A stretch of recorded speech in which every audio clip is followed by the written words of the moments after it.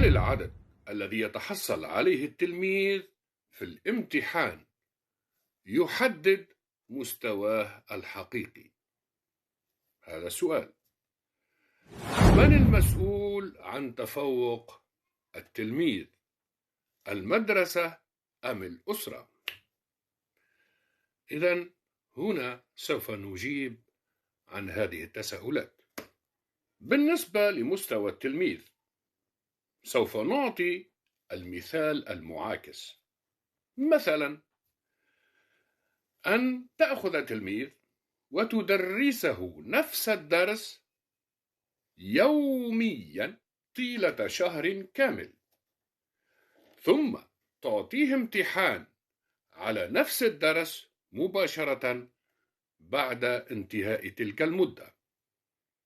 العدد الذي سوف يتحصل عليه التلميذ حسب رأيكم هو كم؟ بطبيعة الحال أغلبكم سوف يقول أن هذا التلميذ سوف يتحصل على 20/20 مثلا. هل أن 20/20 كعدد يحدد إذن في مثل هذا المثال مستوى التلميذ؟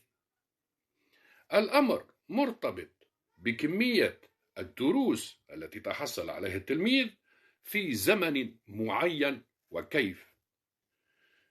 إذن العدد في الحقيقة لا يحدد مستوى التلميذ الحقيقي. نأتي الآن إلى التساؤل الثاني: من المسؤول عن تفوق التلميذ، الأسرة أم المدرسة؟ في المدرسة جميع التلاميذ يتلقون نفس التكوين في نفس الزمن المدرسي على يد تقريبا نفس الإطار التربوي الذي له أيضا نفس التكوين. إذن من المسؤول؟ هي الأسرة. الأسرة مسؤولة عن تفوق التلميذ بلا شك، وهنا يجب أن تتوفر 3 عناصر للتفوق.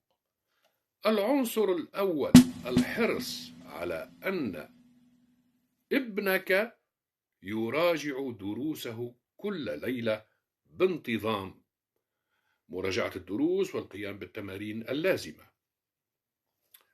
هذا العنصر الأول.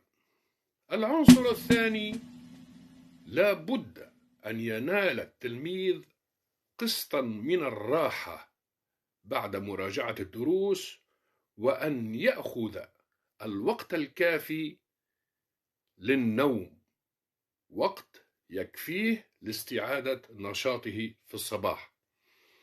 هذا العنصر الثاني.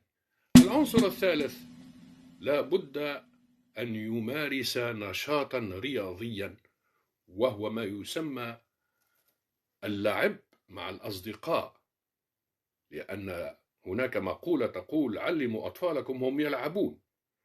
في يوم الراحة مثلا مساء السبت أو صباح الأحد يجب أن يمارس ابنك نشاطا رياضيا مع أصدقائه، ويبتعد قليلا عن فوضى الدروس.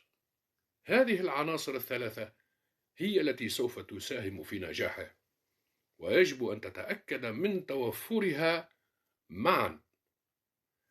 هنا يأتي تنظيم الوقت بين القيام بالدروس، النوم.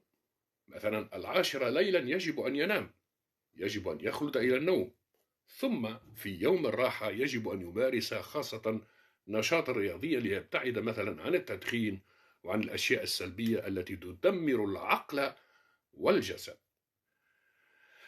كل أسرة حرصت على تواجد هذه العناصر الثلاث سوف يكون ابنها متفوقا بإذن الله.